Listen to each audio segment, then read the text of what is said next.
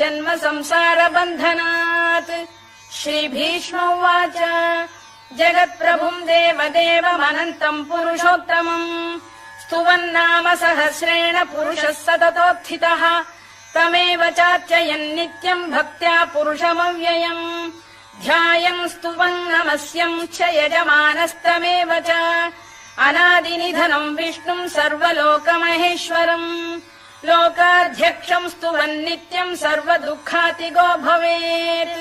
ब्रह्मण्यम् सर्वधर्मज्ञम् लोकानाम् कीर्तिवर्धनम् लोकनाथम् महद्भूतम् सर्वभूतभवोद्भवम् एष मे सर्वधर्माणाम् धर्मोऽधिकतमो मतः यद्भक्त्या पुण्डरीकाक्षम् स्तवैरच्चेन्नरः सदा